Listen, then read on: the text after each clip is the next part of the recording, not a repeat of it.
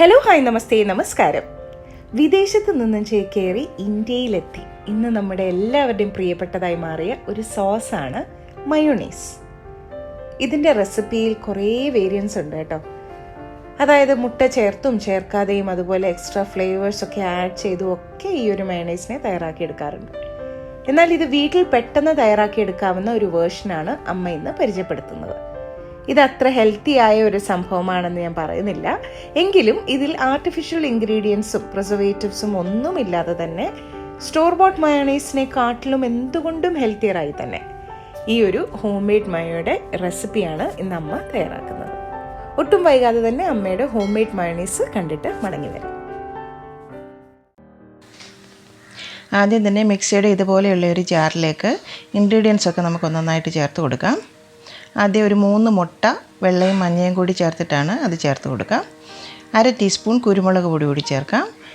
1/2 teaspoon ഉപ്പ്, 1 teaspoon lemon juice, 1 teaspoon vinegar, കൂടാതെ 1/2 teaspoon പഞ്ചസാര. ഇനി ജാർ അടച്ചിട്ട് ഒന്ന് ബ്ലെൻഡ് ആക്കിയെടുക്കാം. പൾസിൽ നിർത്തി വേണം ബ്ലെൻഡ് ചെയ്യാനായിട്ട്. ഒരു 30 സെക്കൻഡ് മതിയാകും. ഇനി നമുക്കൊന്ന് തുറന്ന് നോക്കാം. ഇനി അത് ചേർക്കാനായിട്ട് ഒരു 300 ml വെജിറ്റബിൾ ഓയിലാണ് എടുത്തിട്ടുള്ളത്. ഏതെങ്കിലും ന്യൂട്രൽ ഓയിൽ നിങ്ങൾക്ക് ഇതിനായിട്ട് യൂസ് ചെയ്യാം.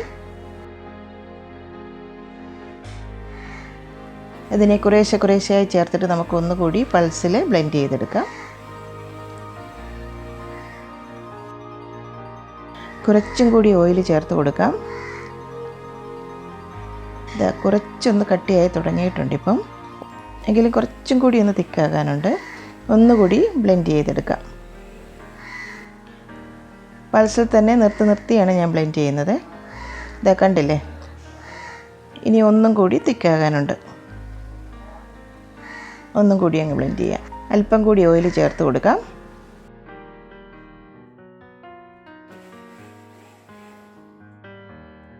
ഇതിപ്പം അത്യാവശ്യം അങ്ങ് തിക്കായിട്ടുണ്ട്. എങ്കിലും കുറച്ചും കൂടി ആ ഒരു തിക്കായിട്ടുള്ള കൺസിസ്റ്റൻസിയിലെത്തണം. എന്തിൻ്റെയെങ്കിലും കുറവുണ്ടെങ്കിൽ വിനീഗറോ നാരങ്ങാ നീരോ ഉപ്പോ ഒക്കെ നമുക്ക് ഈ ഒരു സമയത്ത് എക്സ്ട്രാ ചേർത്ത് കൊടുക്കാം. ഇതിപ്പം നല്ല തിക്കായിട്ടുണ്ട്. ബാക്കി ഓയിൽ കൂടി അങ്ങ് ചേർത്ത് കൊടുക്കാം. വീണ്ടും ഒന്നും കൂടി അങ്ങ് ബ്ലെൻഡ് ചെയ്യാം.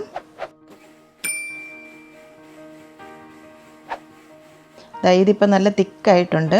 കണ്ടില്ലേ, ഇതിപ്പോൾ കറക്റ്റ് ഒരു കൺസിസ്റ്റൻസിയിൽ എത്തിയിട്ടുണ്ട്. സ്പൂൺ കൊണ്ട് ഇങ്ങനെ കോരി ഒഴിക്കുമ്പം നിങ്ങൾക്ക് മനസ്സിലാകും നല്ല തിക്കാണ്. കണ്ടില്ലേ, ഇതിപ്പോൾ കറക്റ്റ് ഒരു പരുവത്തിലാണ്. ഇതിനി നമുക്ക് കണ്ടെയ്നറിലാക്കി അടച്ച് ഫ്രിഡ്ജിൽ ഒരു 2 മണിക്കൂറെങ്കിലും ഒന്ന് തണുക്കാനായിട്ട് വെക്കണം. അതിനുശേഷം നമുക്കെടുത്തത് ഉപയോഗിക്കാം. ഫ്രിഡ്ജിൽ വെക്കുമ്പോൾ അത് വീണ്ടും ഒന്നും കൂടി കട്ടിയായിട്ട് നല്ല സെറ്റായിട്ട് കിട്ടും. മയോണൈസ് തന്നെ പല തരത്തിൽ നമുക്ക് ചെയ്തെടുക്കാൻ സാധിക്കും.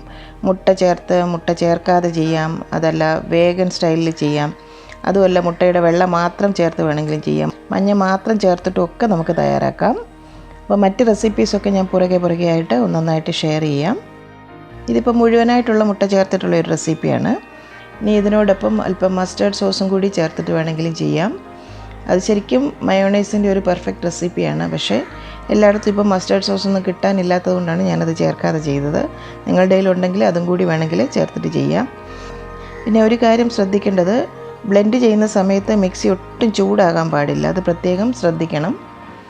അതുപോലെ മിക്സി എപ്പോഴും പൾസിൽ തന്നെ വേണം വർക്ക് ചെയ്യിക്കാനായിട്ട്. ലാസ്റ്റിൽ വേണമെങ്കിൽ ഒരു 10 സെക്കൻഡ് ഫസ്റ്റ് സ്പീഡിൽ വെച്ചിട്ട് വർക്ക് ചെയ്യിക്കാം. എല്ലാം കൂടി ഒരു 1-1.5 മിനിറ്റിൽ നമ്മുടെ മയോണൈസ് സെറ്റായി കിട്ടും. ശേഷം ഫ്രിഡ്ജിൽ 2 മണിക്കൂർ തണുപ്പിക്കാൻ കൂടി വെക്കണം. ഇതുണ്ടാക്കി ഫ്രിഡ്ജിൽ സൂക്ഷിച്ചാൽ നമുക്ക് സാൻഡ്വിച്ചസ്, സാലഡ്സ്, ബർഗേഴ്സ് ഇതൊക്കെ ഉണ്ടാക്കുമ്പം അതിൽ സ്പ്രെഡ് ചെയ്യാം. പിന്നെ പല സോസസ് ഉണ്ടാക്കുമ്പോൾ നമുക്കതിൽ മിക്സ് ചെയ്ത് യൂസ് ചെയ്യാം. അങ്ങനെ പല വിധത്തിലുള്ള ഉപയോഗങ്ങളുണ്ട് ഈ മയോണൈസ് കൊണ്ട്. മയോണൈസ് യൂസ് ചെയ്തിട്ടുള്ള മറ്റ് റെസിപ്പീസ് ഞാൻ പുറകെ നിങ്ങളുമായിട്ട് ഷെയർ ചെയ്യാം. എന്തായാലും മയോണൈസ് ഇഷ്ടപ്പെടുന്നവർ വീട്ടിലുണ്ടെങ്കിൽ ഈ ഒരു റെസിപ്പി നിങ്ങളൊന്ന് വീട്ടിലുണ്ടാക്കി നോക്കി ഫീഡ്ബാക്കൊക്കെ കമൻറ്റ് ബോക്സിലൊന്ന് എഴുതാൻ മറക്കണ്ട.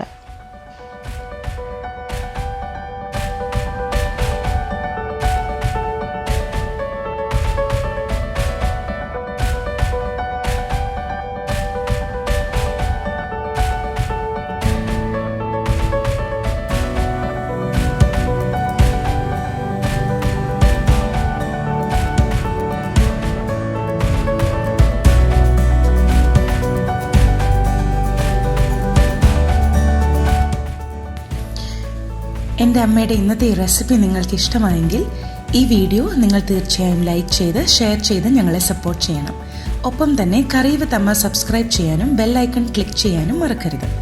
പെട്ടെന്ന് തന്നെ ഞാനും അമ്മയും മറ്റൊരു റെസിപ്പിയുമായി എത്തും. അതുവരേക്കും നന്ദി. Good bye.